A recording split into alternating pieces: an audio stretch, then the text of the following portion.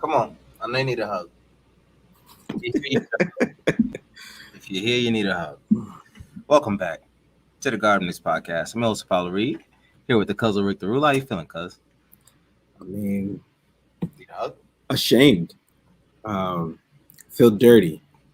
Filthy. This is a filthy feeling. Man. Oh, man. Yeah. So, Knicks lose to the Heat, 110-96. And I'm going to be honest with you, that score is not indicative of how bad this game was. No. It was very tough to watch. I'm gonna go ahead From and the say jump, though. From the jump, from the very beginning of the I think it was 13-2, and then Tibbs had to call the time. I was like, yeah. At that point, I know. I'm like, all right, well, at least I know from here how this game is gonna go. You know what I'm saying? But just terrible defense. I'm gonna be honest with you, man. These guys are just on another level. That's this before I get started on anything. To me, this is just a clear picture on two front offices, two coaches, and how they coach their team, and the direction that one front office has chosen to go in, and the identity that one team has. And it was just clear. Both teams are on the complete opposite side of of the field right now. So yeah, these guys are. I think what are they? What are they in the East right now? who? Miami? Yeah, They're number one. they're number one in the East. That's hold on. I'm sorry. No, they're number. No, hold on. Let me double check that. Hold on, standings. Yeah, they're number one. They're number one. That's I right. guess Okay. I guess as of tonight, they're number one. Maybe because of the win. I don't know if it adjusted yet. But they're number one. The Bulls are number two. And Cavs are number three. Yeah. The Miami Heat are just they're on a clear mission right Yeah. now, and we're just not on the same playing field as them. These guys, like Alan Hahn said after the game, one team's up here, the other team's down here. I didn't get mad when the game got out of hand. In fact, I looked up and I said, "Oh, we're down by 28," because I stopped watching for the score. I was just looking for a development shit at this point. I found myself saying, "Oh, good, we're down to 16. We're only down 16." Like that Right. should never, ever be a positive thing. But Yo, where we were, it's just like 16. Okay. It was crazy. At some point, I think something happened where there was a few plays where it was just bad. I think Julius missed. I think he airballed the three after the RJ kick out. That turned into a three on the other end. Then there was a few plays that just happened like that, and I just turned around. I'm like, see, if we would have just figured it out on those 3-4 plays, we would only be down by 10 right now. And I'm like, only be down by 10. What the hell are we watching right now? This forward to? This is what I'm like. So all right. So and then at that point I said, all right, I know what's going on here. So anyway, shout out to the chat. Apologies on the late start. Joe was not gonna let us know. He was not gonna let us slide with that one. Or Cody. What's going on, fellas? Shout out to the chat. If you guys are here, hit that like button, subscribe. You already know Pudge is gonna come in with the fire. No pun intended. He says fire Tibbs. I think we'll get into it. So King Ribby says, salute to the chat, hit those like buttons, subscribe. Peace to you, King. Peace, fam. So yeah, man, let's get into these horrific numbers that we got to talk about today. Let's start with the plus minus of the starters.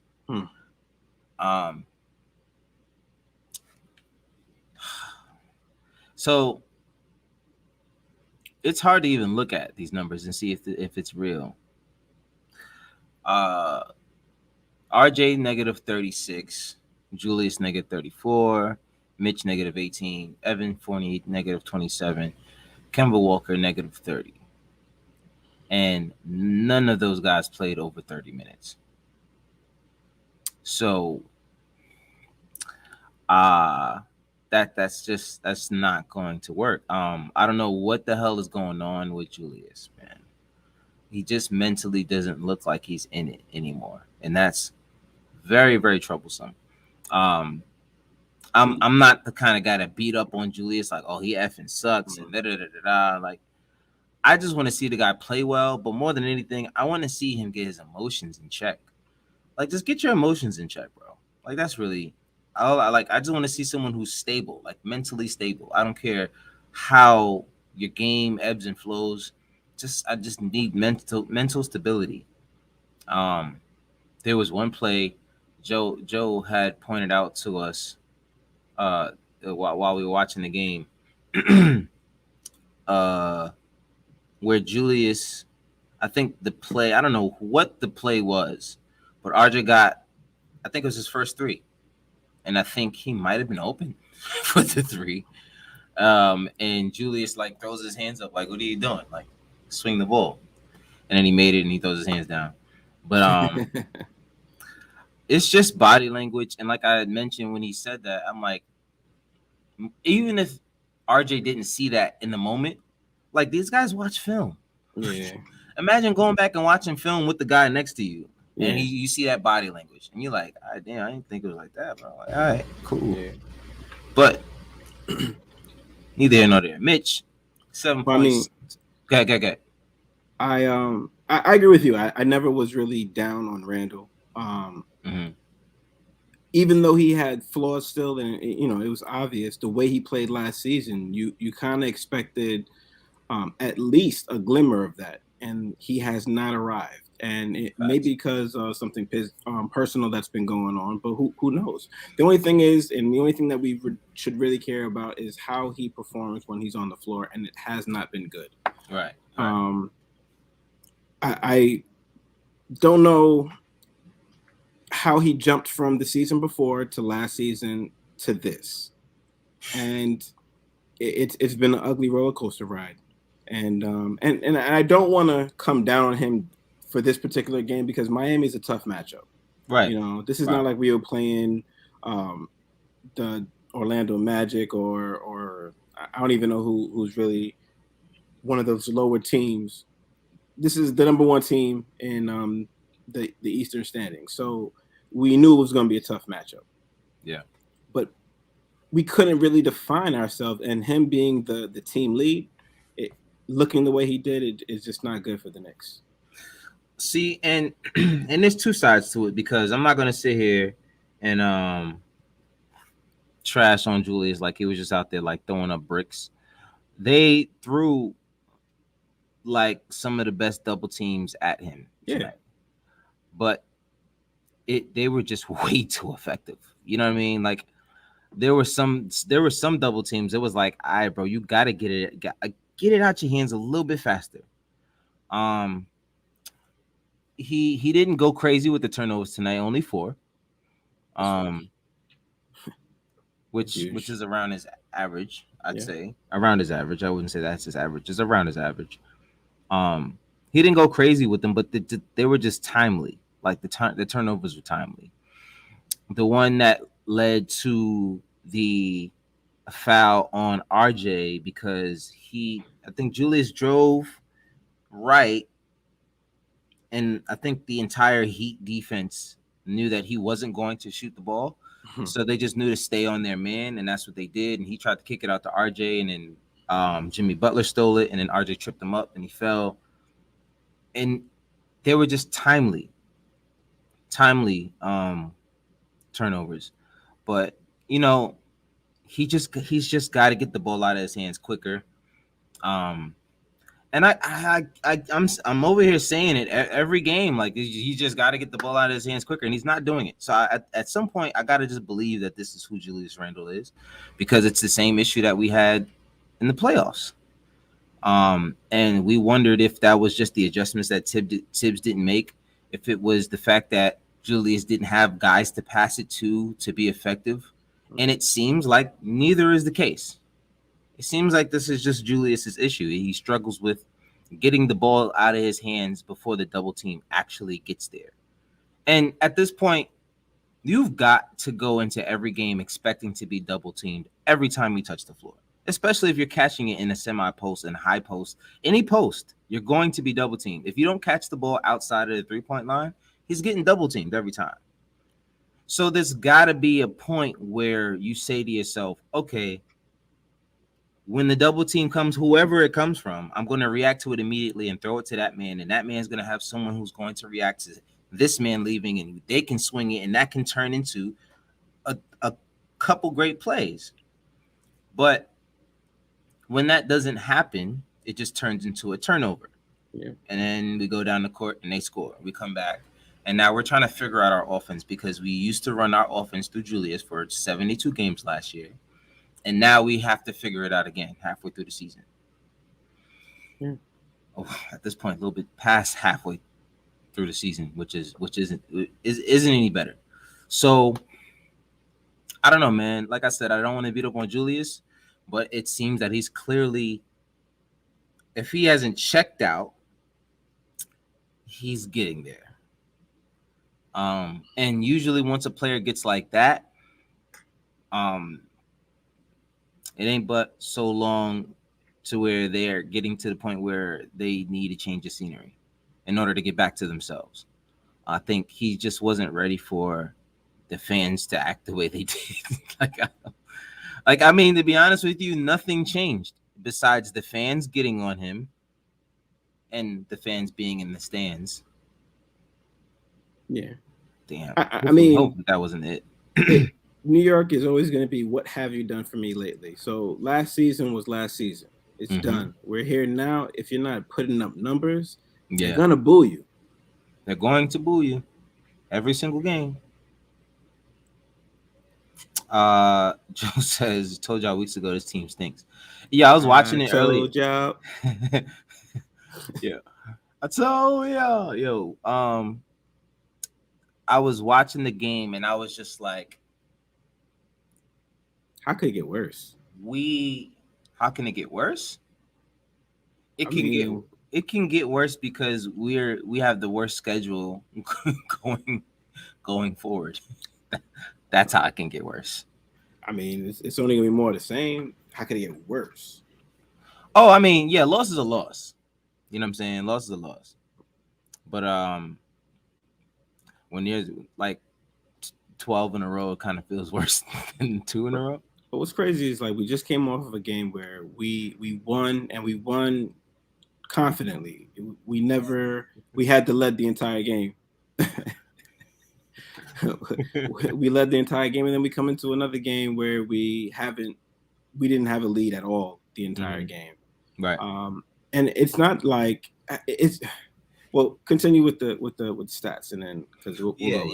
Yeah, let's get this out the way. Mitch -18. He had 7 points, 10 rebounds, 3 for 4 from the field. He kind of flew under the radar today. But he was effective. He was still in the same spots. But when the team isn't playing well, this is what happens. Mitch isn't the kind of guy that's going to just make a stand by himself out there. Right. I feel like he did pretty well tonight against the matchup that he had, because normally with bigger, faster, like aggressive matchups, he hasn't really done well. But tonight he did pretty decent. Like, he didn't look as terrible as he normally does, or MIA. Hold on, though. Bam only had 6 points, but he had 11 assists. Yeah, his assists were pretty high today. Bro, he led the team in assists by far. Yeah. Jimmy Butler had 5 assists. Gabe Vincent had 5 assists. Yeah. It's easy to get assists when you have players like Tyler Hero and Duncan Robinson who just are lights out behind the arc. You bring the attention in, free them up outside, kick it out to them, and they got that shot. And then you had PJ Tucker too. How much did Tucker get? Tucker didn't have that many points. Never mind. He had 20. They had at least 4 players with 20 points or more.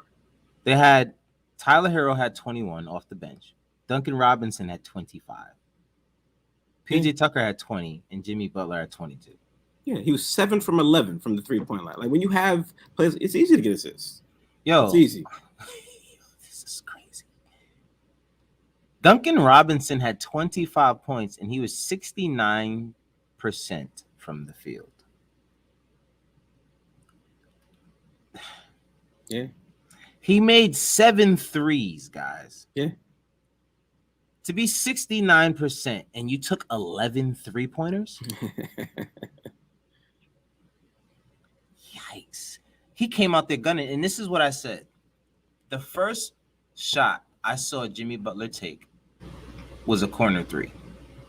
Now, doesn't sound, and actually, if you look at it, it was the only freaking 3 he took the entire game. Just but warming up. It was almost like, well, the scouting report says this is where I'm gonna get an open shot, and he ran there and got an open freaking shot, and he missed it. But it's clear where to attack us. We are terrible defending the 3-point line. Like, guys get hot, and it's like, all right, he's gonna stay hot. What happened with Kevin Love the other night? Mm-hmm. It's like guys forgot he was there after he made the first, second, and third one. Like, what's going on here? Duncan Robinson had 7 threes. Now, we're talking about a sharpshooter. Mm-hmm. But we're also talking about a sharpshooter who is not really going to leave you off the dribble anywhere. He was running around screens the entire game. If you don't know how to go over a screen on a shooter at this point, Evan, there's a problem. Like, he was getting chopped the hell up. Evan was getting chopped. Let's get back to our team real quick. Evan is 2 steps too slow a lot of the time.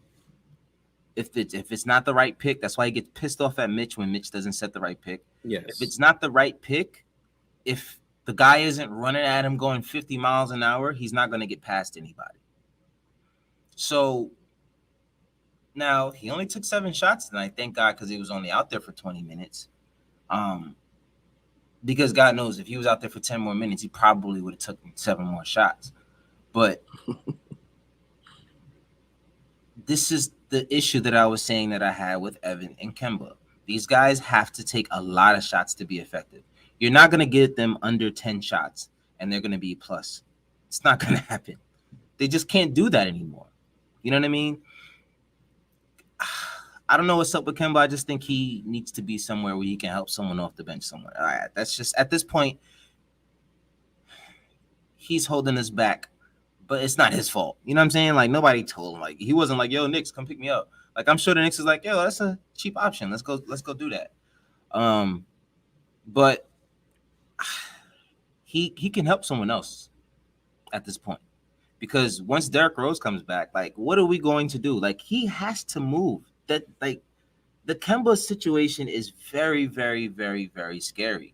Because if Kemba doesn't get traded by the deadline, and Kemba and Derrick Rose comes back, and now you have Derrick Rose as the first guard off the bench. That's clearly you're going to continue to start Kemba. So now who's running? You're going to push quickly to your third guard off the bench? Or are you going to push him to the 2 now, where Grimes has been getting minutes? He's going to be out of the rotation again. We've seen that. We've seen that they have no problem doing that. I think if they it may not be as official as it was the last time, but I think that's what's going to happen. If they don't trade him, he's going to get waived. And I don't know where I got that from, but I just pulled it out of thin air. That's the only thing that makes sense. If they can't find a way to trade Kemba Walker, he's going to get waived because it just doesn't make any sense. What the hell are we going to do? Because him, nobody's going to pick him up. No one's going to pick him up. Well, I mean, that's not a very difficult contract to pick up, especially for someone off your bench who's of his. First of all, he's not bad. We just have a logjam at the point guard position, and there's also other guys that he just doesn't fit our team right now. At this stage, he would fit this team as a backup, but we have a backup already, which is why the first episode he was here. The first thing I said was, we have 2 backup point guards as our main guards. Something has to shake. So, I don't know where the hell you go from that. I don't know where the hell you go from that. All right, let's jump over to the Who was chat. good tonight though? Who was good tonight? Let's wait. Hold on. Let's get to the chat first. All right. Let's get to the chat. So let's see what we got. We don't make adjustments. Cody says we don't make adjustments, bro. The adjustments just don't come. They don't. I mean, the adjustments aren't real adjustments. They're not real adjustments. They're not effective adjustments at all. And it's just bad. And I agree. It's the only way to just make things flow like a little bit smoother than they're flowing now. Because when you see a guy like Deuce go out there at the end of the game and just be effective, like he's guarding guys 94 feet. It's like, who the hell else is doing that? Then he gets the lob to Jericho. Yeah. And that's right off the bench. This is right off the bench. Now, this guy is not going to lead you to a championship, but we clearly need someone who can defend at the guard position and do point guard things. He's the only guy on the team that can do it. I mean, Quickly can do it, but he doesn't often do it. Yeah. You know what I mean? That's who he is. That's who Deuce is. Every game. Like, he's not going to come out here and just, oh, hi, psych, I'm really not a defender and a team player. No, that's who Deuce is. You know what I'm saying? I think Deuce deserves some minutes. Mm-hmm. And I think the only way it's going to happen is if we move on from Kemba. Like, that's... And then you have...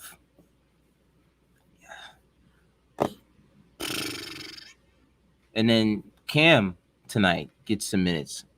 Yeah. Cam gets some minutes tonight, 10 minutes, 6 points. He was 2 for 6 from the field, 1 for 3 from 3, 1 for 1 from the free throw line, 2 rebounds. He gets a block. He's got a turnover, but he was a +9. I don't know what took Tibbs so long to put this guy in a game like this. And that's the shit that frustrates me. There was so many opportunities where he could have called a timeout to stop the run, man. Miami tonight just went on so many mini runs. It was just like they just kept taking the knife and stabbing you in the same wound all night long. And it's like, yo, bro, stop the bleeding. Like, what are you doing? Yeah. Or if we're going to lose the way we're losing with our starters, if we're going to be down by 20 with our starters, why are they in the game? Take them out. Unfortunately, RJ is bundled in with that, even though he clearly plays better with the younger guys. It's obvious when he's out there. He just plays better with the younger guys. But when he's on the floor with Julius, he's on the floor with Evan, he's on the floor with Kemba, I think Mitch and RJ really suffer in that starting lineup. And it's starting to become very evident. The struggles are too clear. There's a lot going on. The struggles are just way too clear right now for them to.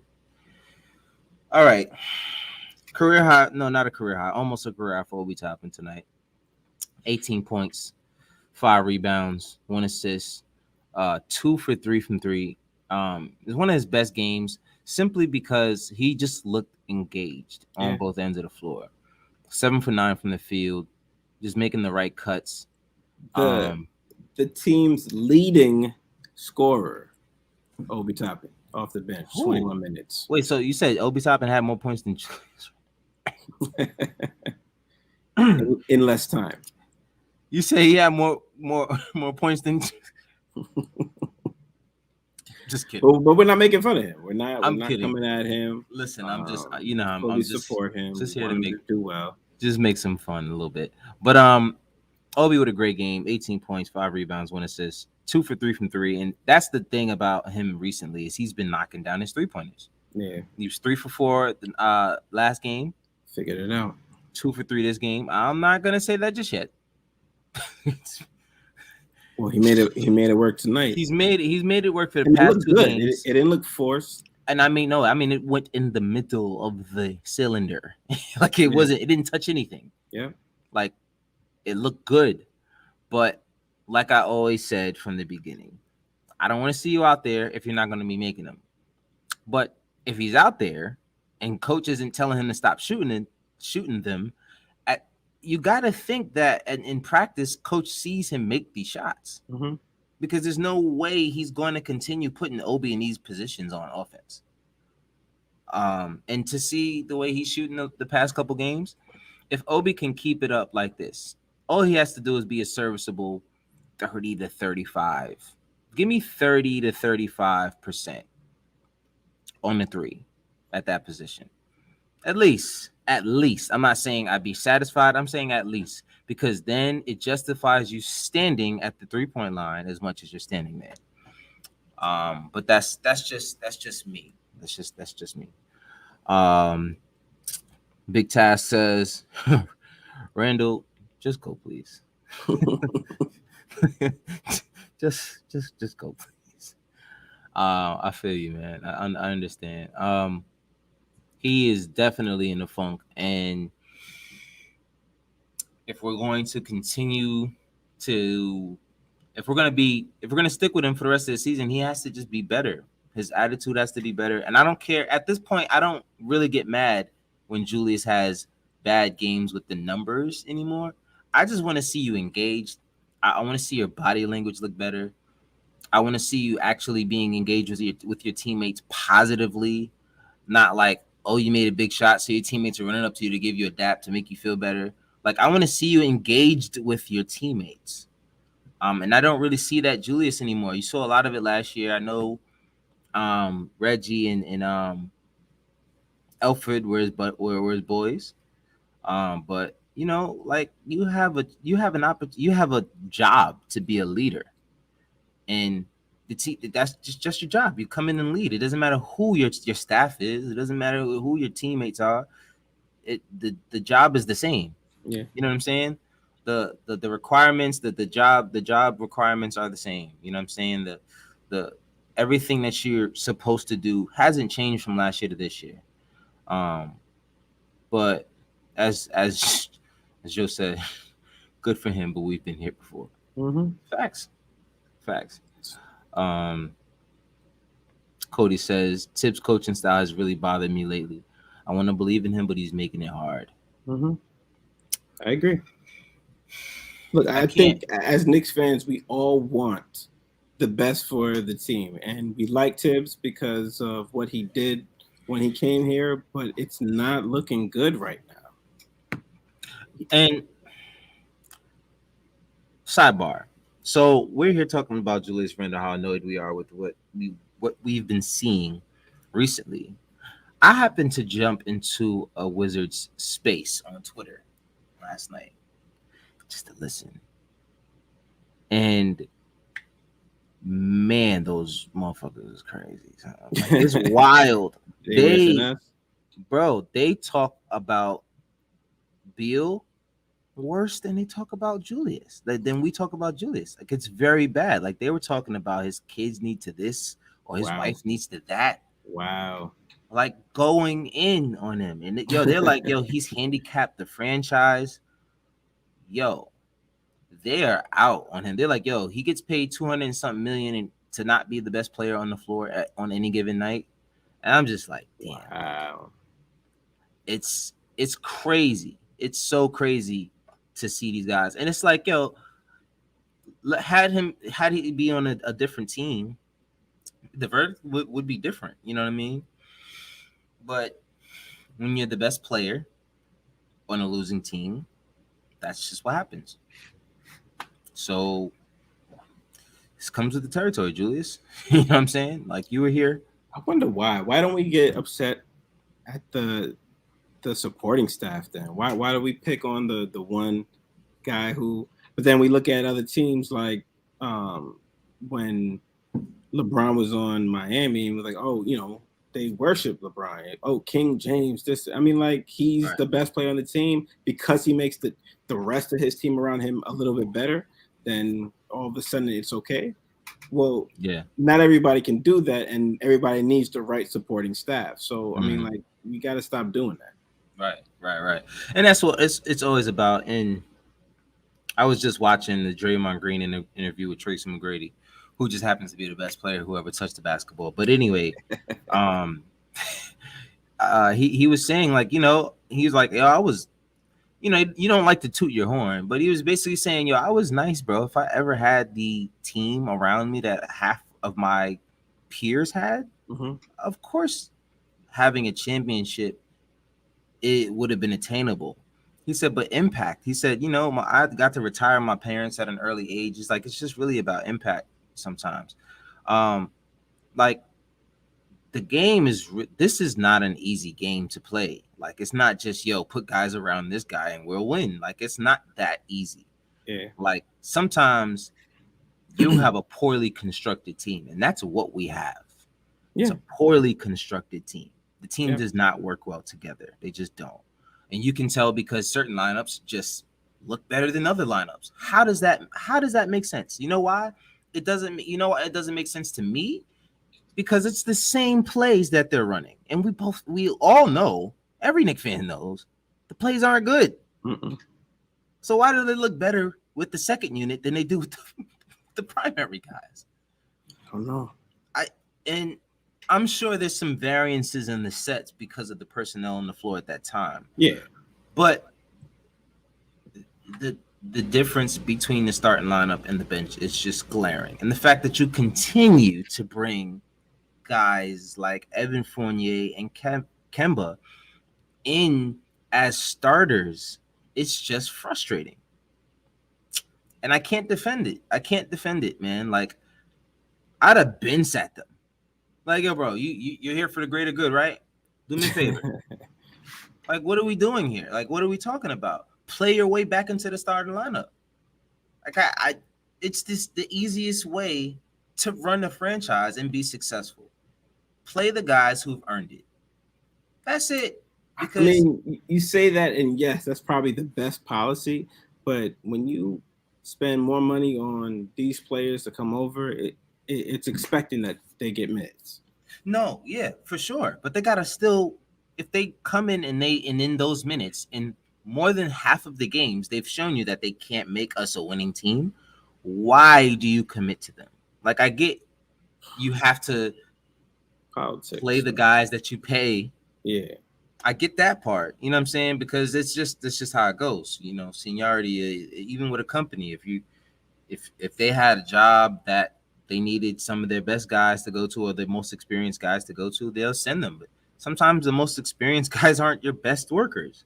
You know what I'm saying? But what are you gonna do? Those guys are there. They put in the time and they deserve it. So, um, that's kind of what we're dealing with. Like, I don't know how Evan can really, like, there's just plays he's not getting past anybody with the ball in his hands. Mm-mm. It's just not happening. Um, and it's beginning to be annoying to watch every single game. Like, I don't mind him. Like I said, I don't want him off the team. Just bring him off the bench. See what he like. You experimented with Mitch, bringing him off the bench, and then you saw what he started to do, and you said, okay, cool, you can be back in the starting lineup. Why can't you do that with anyone else? Why can you pull RJ when he makes a mistake, but you don't pull Julius when he makes a mistake? Like, it's the too many double standards.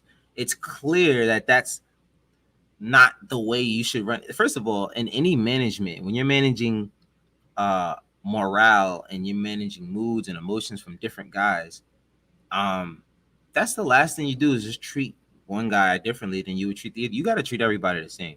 You got to speak to guys differently.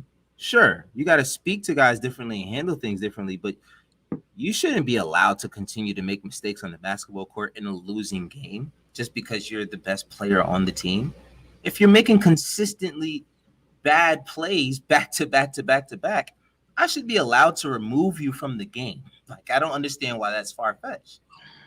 I don't think it's far fetched at all. I think everyone would like to do it. It's just how they do it effectively, where you don't lose the player.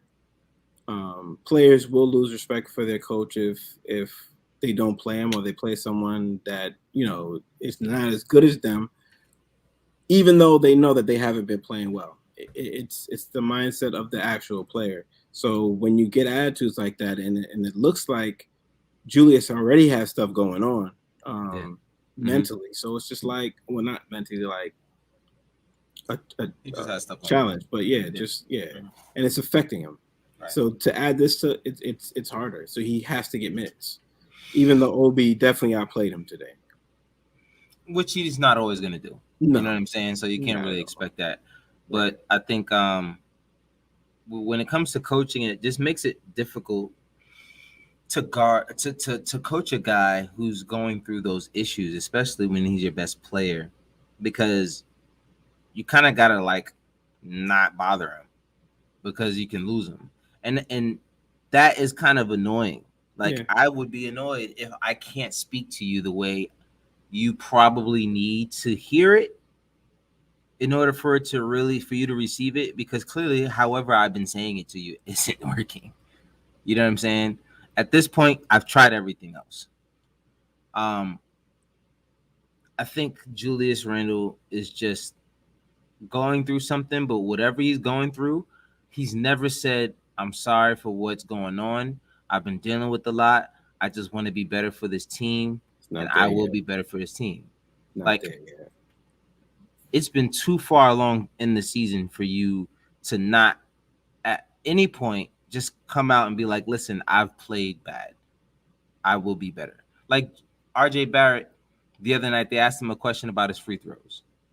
And he's like, I can't keep letting my team down. Like, I got to be better. Like, I'm going to fix it. And of course, tonight he came out and shot 2 for 4, 50% from the free throw line. But at least he put words out there and said, I have to be better. And he took responsibility for it.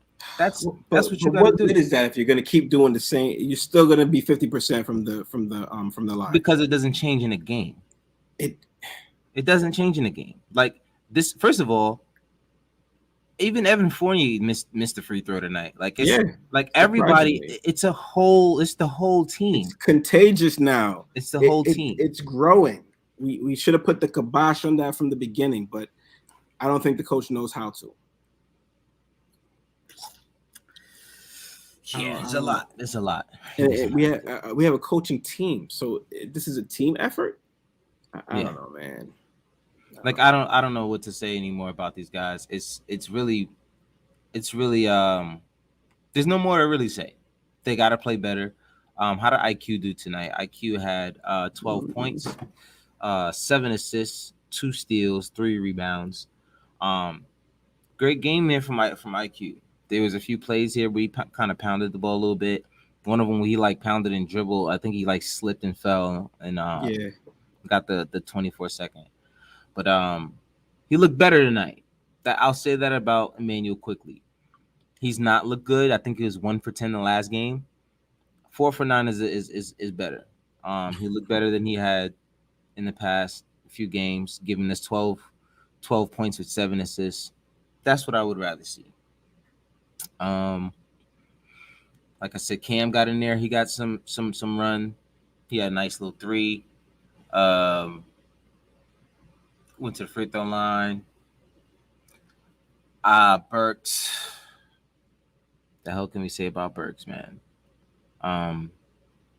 At the point where we need to actually add him into a trade, he typically plays bad around trade deadline time. You notice that shit?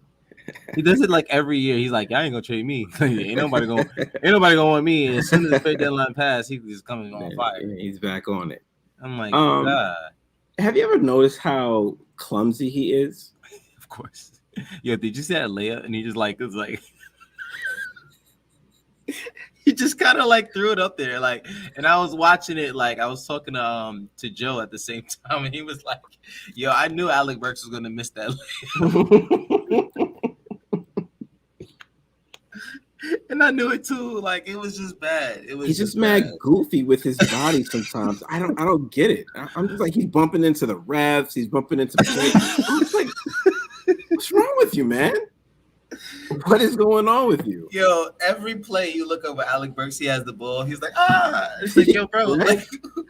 like, why are you always falling? Like, why are you always off balance? It's almost like he has some type of condition where if you touch him, it's like amplified. I don't know what's going on with him, but I promise you, watch him the next game. He will be bumping in, tripping over everyone and everything in sight. It's absolutely hilarious to Oh my watch, but it's God. just like, what is wrong with you? It's annoying to watch, bro. Oh man, that's hilarious. Cody said Randall Burks and Kemba for a point guard would be a great move. I'd love that. See, but this is the thing, It's like not realistic though. all three of these guys are playing bad for us right now. Like this is who wants any of them? Like, and this is not at you, Cody. This is just what I'm saying about all of our guys right now that are tradable. All of our tradable guys are playing like shit right now. Nerlens can't stay on the fucking floor. Julius Randle, we all know, like we've talked at length about Julius Randle. Burks just said he's 1 for 8, and this is not like the first 1 for game or 0 for game he's had within the past couple games. He's had a few of those actually in the past couple games. Kemba, like what? Like, sadly, Kemba has more value than both Burks and Randle right now, Yeah. which is crazy. But I know Randall's going to snap out of it. I think he Snap figured out of what? out of this funk that he's in because I feel like he figured something out. He realized, okay, this is my game, and I think he took it for granted. He didn't put the work in like he has been, and then he has some other stuff going on, and it's just messing him up. But I think he's gonna snap out of it. I'm gonna be real, man. And Joe and I have talked about this. Last year's Julius made a lot of unreal shots, a lot of them every night on a night-to-night basis. But that's okay. No, that's perfect. But those shots were unreal. Is the biggest thing. He's taking the same shots. He's just missing them, and Right. because these shots are shots you probably shouldn't even be making last year because a lot of them were contested. I don't believe that. I just feel like he hasn't been putting in the work that he had. Like look at Steph. He makes some ridiculous shots, but he's consistent with the ridiculous shots. So even though it may be ridiculous to everybody else in the NBA, he cornered the market with it, and that's just his thing. So even if Randall is taking shots that look crazy, but he's making them, then that's his game. And right now, I think I've said it like a million times. Something is going on with him. He will figure it out. He will snap out of it, and he will get back to his game as long as he puts the work in. I honestly believe that. Will it be with the Knicks? Maybe not. But I honestly believe. You're talking about at some point in his career. Yeah, and hopefully soon. Oh, I'm talking about this year. He's not getting that shit back this year. That's not happening. We don't know. We don't know. Bro, I'm gonna be honest with you. When at the point Julius is at, he's not gonna get much better. It's a mental thing. It's really a mental thing, and the only thing that's gonna save him is time away from basketball. And the only time away from basketball comes is in the off season. Wow. This is who we're going to be dealing with for the rest of the season. And maybe if a team is desperate enough, after February 3rd, we'll see a trade for Julius. But I highly doubt it. Unfortunately, I don't think that's going to happen this year. It could, but I don't think it's going to happen this year. I think if there's a move made with Julius Randle, it's probably in the summertime. It has to be a good move, though. I mean, we can't just be moving people because we need to move them. That's how the thing with Julius is that you need to move him because of morale, not because he's you know what I mean.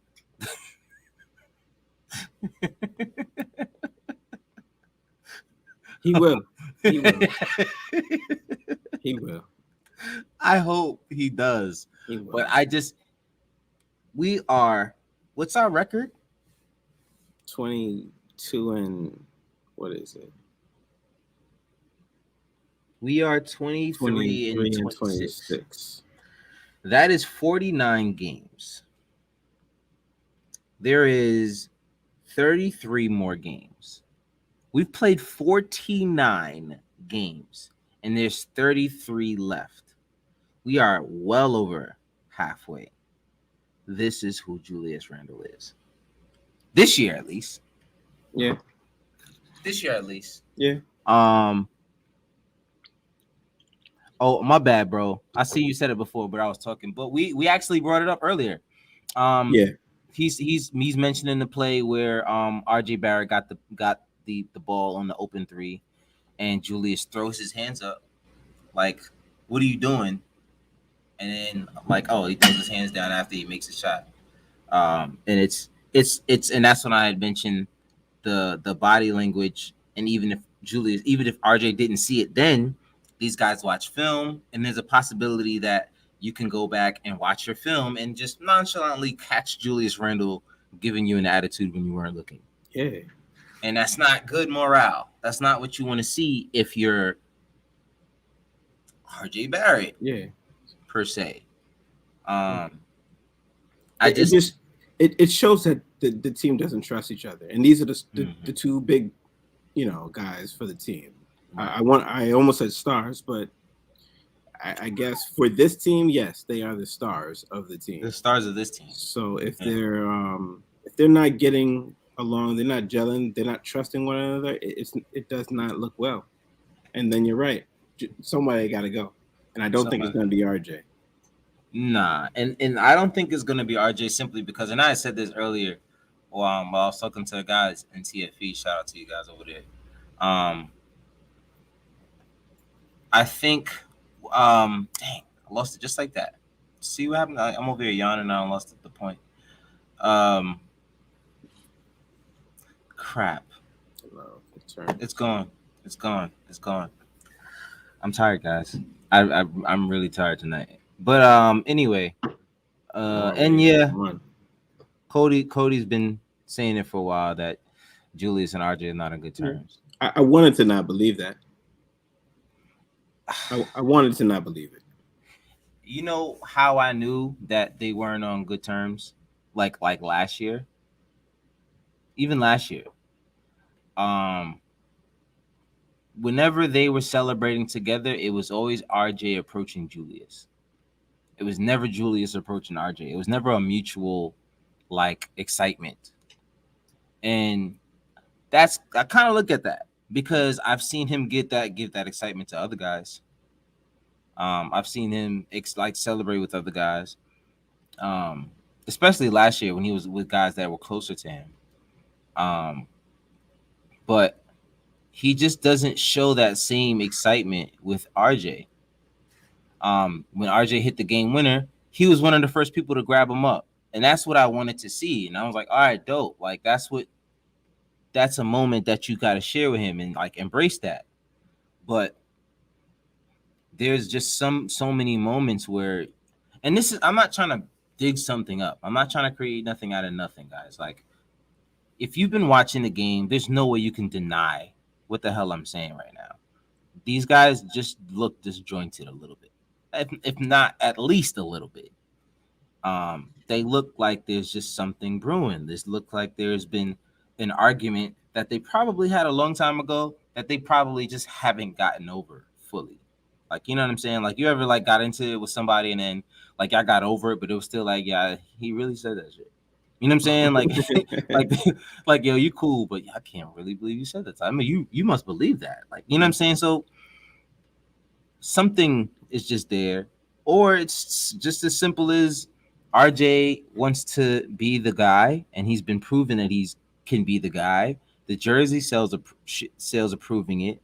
The numbers are proving it, and it just looks like Julius still wants to take over the team half the time in games where RJ has it going. And I've seen this for years. I've been seeing it since the first year.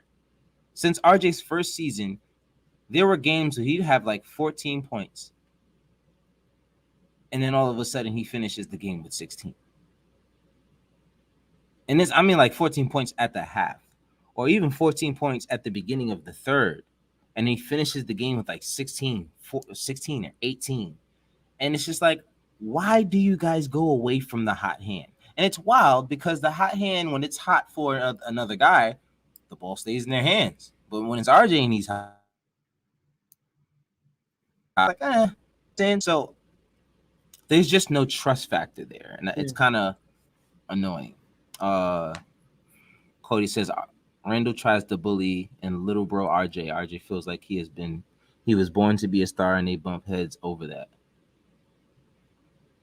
It's weird because I can't imagine RJ actually getting into it with somebody until tonight. Well, actually, the other night against the ref, the ref, when he called that foul and he went straight to the ref and he was like, "That's a fucking foul." I was like, RJ. Yeah, everybody was shocked. Everybody was shocked. And then I gave him the. But yeah, it got him the respect he needed, and he played great the rest of the night. And he got the calls the rest of the game.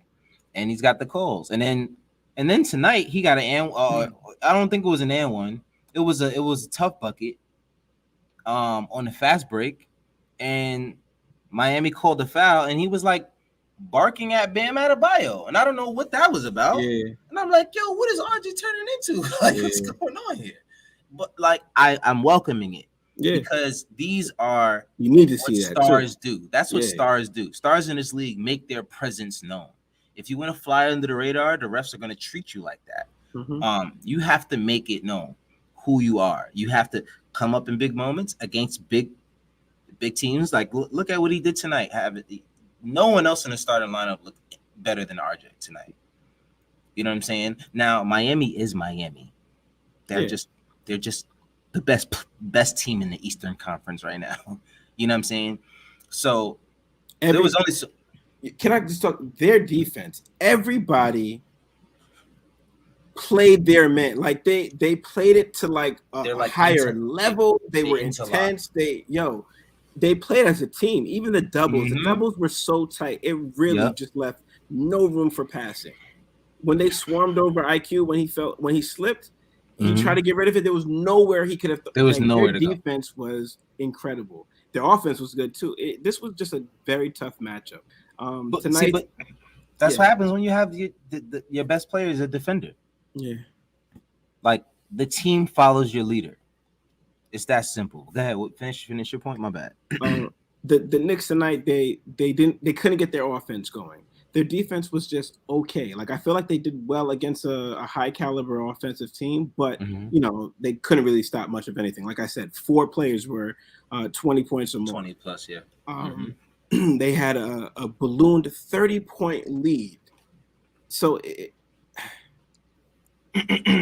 when you don't have it going on either end of the floor, you don't have good team morale, and you go against a team that looks like they have the package.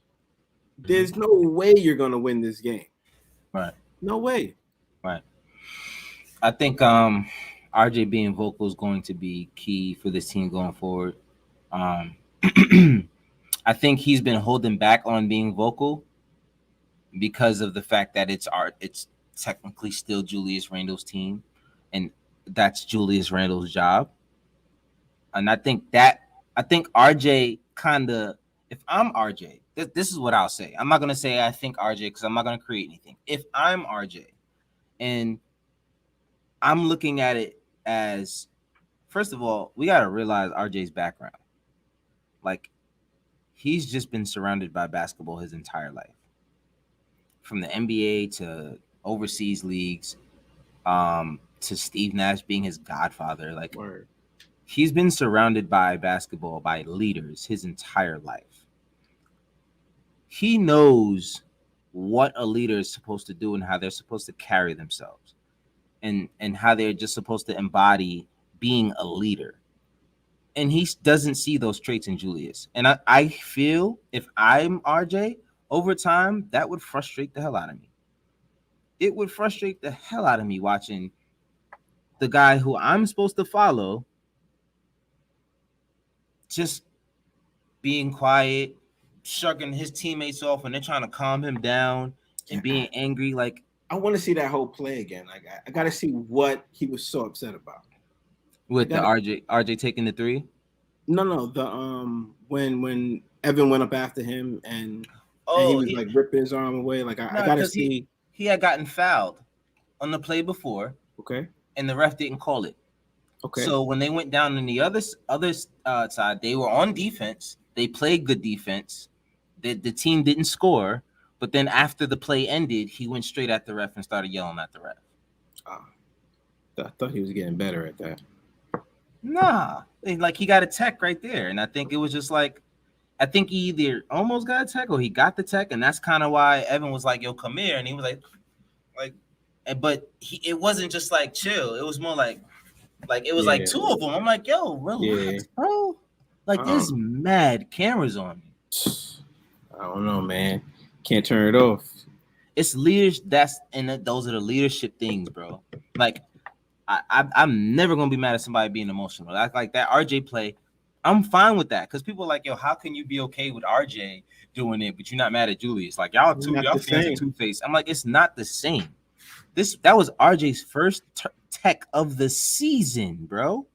And he did it properly. He stopped the play. And then voiced his opinion, and then moved on. The ref.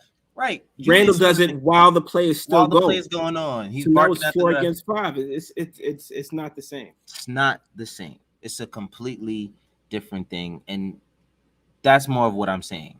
There's things. We gotta end the show, man. I gotta go to sleep after this. We gotta go. We gotta go. Because, like I'm saying, like if let me just finish that point. If I was RJ, I would not be comfortable with the leadership qualities that I'm seeing Julius Randle portray. Right. And it's that. And I'm sure if Julius Randle was showing more leadership qualities, RJ Barrett would fall in line. He's that kind of guy. Yeah. Like he's not gonna buck up against you if you're actually the leader and you're doing it the right way. He's not that kind of kid. He's for the team.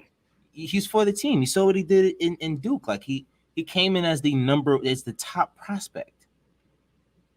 And ended up like, little Zion, this is your squad. Even when Zion went out, he stepped right up. Numbers didn't drop at all. So there's just a certain leadership quality that RJ has. And like I always said, people always say, what do you see in RJ? It's not the game. It's this. His game has never been pretty to me. You know what I'm saying? Like, let me make that clear. His game has not ever been pretty to me. But there's just certain guys that just have it up here. And like it's indescribable, man. Like there's no way I can really show you what I see when I see those kind of guys. The same way I knew just like Devontae Graham, who was just playing at in the college, who he fly under the radar. I just knew that kid was going to be good. I knew he was going to be a starting point guard in the NBA, but no one ever had him listed as a starting point guard in the NBA. They're like, yeah, he's a backup at best. And now look what he's doing. Because there's just certain qualities that I see that guys have.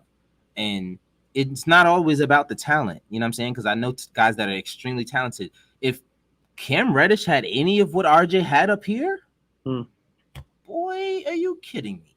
Cam Reddish is crazy talented.